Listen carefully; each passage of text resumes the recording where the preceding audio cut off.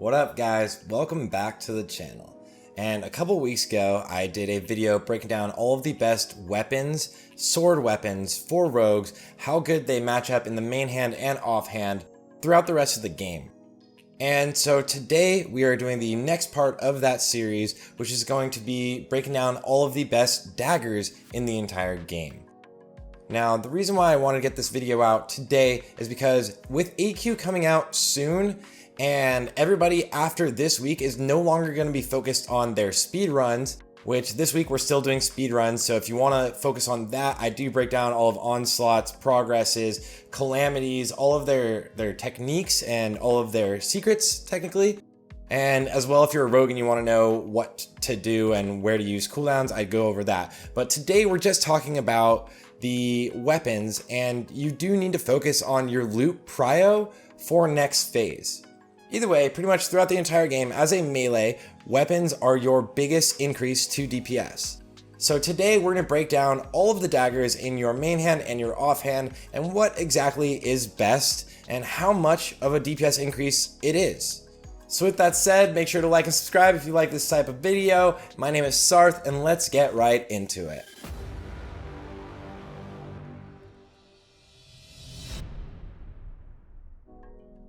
AQ comes with a lot of weapons that are very, very good. One of the ones that you might not be looking at so much is actually the Dagger of Veiled Shadows. This is from the last boss, Osirian the Unscarred, from AQ 20. You do need to have Exalted Reputation for Cenarian Circle to even turn this in, so it shouldn't be high on your priority list. Plus, in AQ, you're not even really prowing this, but this is a slight upgrade to your offhand over Corehound Tooth. And I'll go into exact numbers for that as well. But the exciting thing for AQ, there's two real things in AQ that you're excited about and you're really looking for. So the big one, guys, the biggest singular upgrade for as any item in the entire game within one phase is this weapon, Death's Sting. Now, I don't think the drop rate is actually going to be 2%, but if it is, this is going to be the hardest thing to get. And this absolutely, as a dagger rogue, should be your top priority, but I would say good luck to everyone out there. It is a massive upgrade and you will use this until the end of the game. This weapon is just so incredibly good. 66.4 DPS, 38 attack power, and 3+ dagger skill. When you get these, you can actually stop using your H-core leather gloves and move on to any other gloves, which is going to be initially your tier 1 gloves, but you can also get the gloves of enforcement from AQ, and that's an upgrade to 2 pieces, a pretty massive upgrade to both of these pieces. So the Death Sting is the highest priority item in the entire raid, and this is like your golden dagger. Everyone wants this. So you probably won't get it. It's kind of like BRE, where you almost never see somebody with it, or you almost never see it drop unless your guild has some crazy RNG for that weapon. So do put this high on your priority list. This is the #1 thing you do want, but you might have to fight your main tank for it. You shouldn't have to fight your warriors. It is really good for warriors. I think it is even BIS for warriors, but they shouldn't have priority over you rogues for this weapon. Off of every single other boss in here is the Ancient Karaji or Imperial Karaji Armament, which gives you the Blessed Karaji Pugio. Now, this weapon is the second biggest upgrade in the entire raid for all rogues, no matter what, the second biggest upgrade in the entire raid for all rogues. And this is your next highest priority item. These can drop off of all 8 bosses before Cthulhu, so you can dual wield these. You do want these. These are going to be an upgrade for your main hand and your offhand. Now, how good and how much of an upgrade? Well, let's look at it right now. Like I showed in the last video, I do have a spreadsheet that I've made, and it's in the link in the description. Also, if you join the Discord, you can find this in there as well. But I do break down exactly how good and how much of an upgrade each weapon is in the main hand and offhands here. So as daggers, and these are based off of what the current BIS is, you can see this is where Perdition's Blade is in the main hand, and this is where Corehound Tooth is in the offhand. There's actually more upgrades for the offhand right now than there is for the main hand. I did include things like specific swords, like Hungering Cold will be the only sword other than Thunder Fury that would actually be a DPS increase over Corehound Tooth. But right here, the Dagger of Veiled Shadows is a small upgrade, 2.63 DPS over a random, it's a minute and 15-second length fight over Core Houndtooth. So this is an upgrade for you guys. It is a small upgrade, but it is an upgrade nonetheless, only in the offhand. In the main hand, it is a decrease from Perdition's Blade, so you don't really need to be focused too much on this. And if you're wearing pretty much Bis right now, I don't know how long you're going to take to get exalted with Cenarian Circle. You should kind of rush it so you can get Earth Strike, because that is an incredible trinket. Next, we have the Shadow Song Sorrow, which is an upgrade to both your main hand and offhand. It's a slightly bigger upgrade to your offhand than it is to your main hand. So if you get this, and this is from the very last quest of the AQ Gates opening, so if you get this, this is a decent upgrade for your offhand above your main hand. So I would prioritize putting this in your offhand first. And if you are going to do this quest going after the Scarab Lord mount, then I would focus on getting the Blessed Karaji Pugyo, which in the main hand is a 23.71 DPS increase, and in the offhand is an 18.1 DPS increase from what we're using right now, which is Perdition's Blade and Core Houndtooth. Now, the big thing here, guys, is that this is a bigger upgrade for your main hand, and it is the biggest upgrade in the entire dungeon other than Death's Sting in a single item for both the main hand and offhand. If we actually go to this other tab where I break down all of the phase Bis lists, in phase 5, and you should be able to see this all, the next biggest upgrade is Death Dealer's Helm, which is 11.45 DPS increase as a singular item. Then, of course, Belt of Neverending Agony, and you would actually kind of prioritize getting Belt of Neverending Agony. Warriors aren't going really after the Helm because they have Lionheart Helm and tier 2.5 shoulders. But Belt of Neverending Agony, you absolutely want this. I would prioritize that over Death Dealer's Helm, but that's not the scope of the video. But then the next biggest upgrade, just in the offhand alone, is the Pugyo, which is 18.1.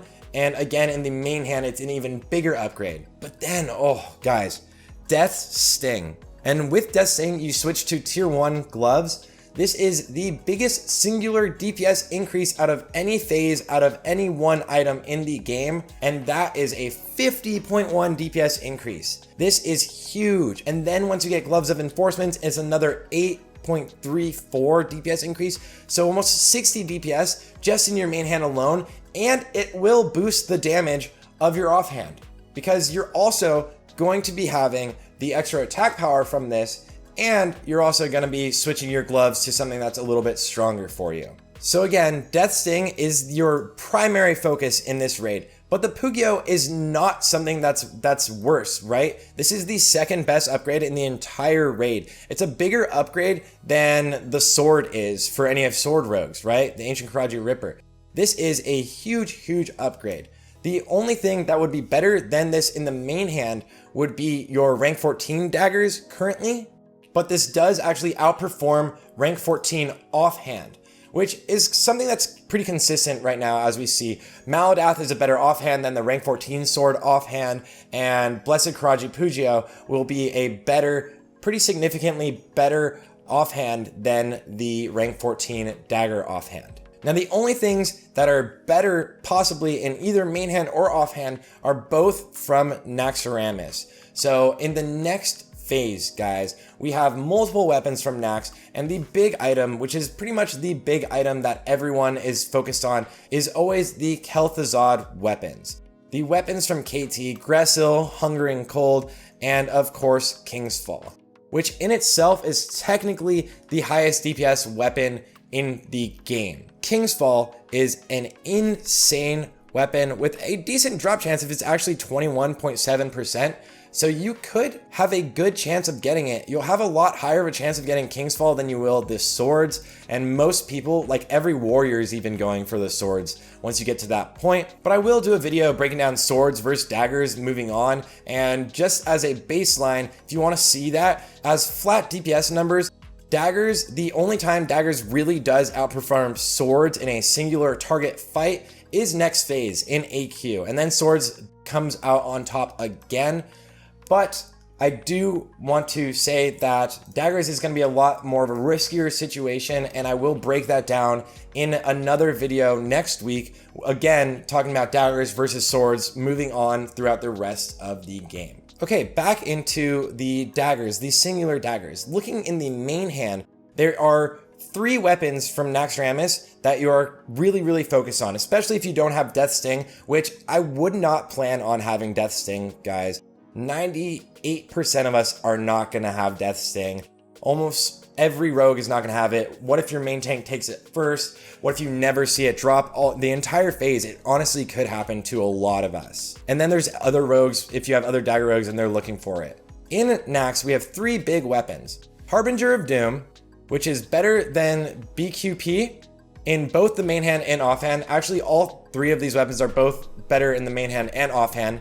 Myexna's Fang, which drops off of Myexna in Naxxramas, and that is actually 10 DPS higher in the main hand than Harbinger of Doom, but Harbinger of Doom is a 6 DPS increase over Myexna's Fang as an offhand. So Harbinger of Doom is like the go-to BIS offhand in the game, other than Death Sting. And if you have Death Sting is just insane. And then King's Fall. Obviously, like I just mentioned it before, which it does have a decent drop chance according to Atlas Loot, and let's hope it is that high. 20% would be amazing. It would be so nice to see as many people that want King's Fall just get it. And this is actually the best main hand and offhand in the entire game. So Death Sting will outperform with both gloves, both Myexna's Fang and Harbinger of Doom in the main hand, and with the Gloves of Enforcement, outperform both of those weapons as well. But if we move over in the sheet, I do have the weapon combinations where Death Sting will be the BIS main hand for you until the end of the game as a dagger rogue, until you get King's Fall. King's Fall is the only weapon that you swap into the main hand over Death Sting, and it will be an actual increase in your DPS. So these 2 weapons, these are the god daggers to get in the game, guys. King's Fall and Death Sting. But until you get King's Fall, if you do have Death Sting, you're never putting another weapon into your main hand. You're gonna have Harbinger of Doom, Myexna's Fang, all of these things are gonna be in your offhand until you get King's Fall. So good luck to everybody out there on getting these weapons. I really do hope you do get Death Sting. I hope I get Death Sting, although I will break it down again if you should be going after swords or daggers in next phase. Next phase is the only phase where in an optimal situation, daggers does technically outperform. And if you're ever curious and you're wondering why a lot of times some of the highest parsers in the world do perform better as daggers, RNG with daggers, if you have good crits, is just insane on short fights. It's literally nuts. But overall, throughout dungeons, you'll usually see the best damage, especially in speed runs, done by sword rogues, and usually in a parse run, you'll see daggers outperform, but swords is always pretty amazing as well. I'm gonna break that all down in another video next week, so if you guys like the video, as usual, make sure to like and subscribe. It helps me out a lot, and if you subscribe, you will see all of my other videos. If you want to see me do speedruns, you want to see me do AQ, you want to see me do pretty much anything, just come hang out on Twitch, of course, twitch.tv/Sarth, every Monday, Tuesday, Friday at 7 p.m. PST, and Saturdays at 4 p.m. Lastly, of course, please do join the Discord channel where you can keep up with things we are doing on a daily basis. Everyone, good luck out there. I hope you do get all of the weapons you want. You can also see how any of your other weapons compare to the current BIS, like Perdition's Blade, Dragonfang Blade being slightly worse. This is for Horde as Alliance. You do get Kings as well, so do note that. Things with stats will be slightly skewed better on Alliance side, but you can see as your main hand and offhand. And again, this entire sheet will be in the Discord channel. Thanks for tuning in, guys, and I'll catch you guys all on the next one.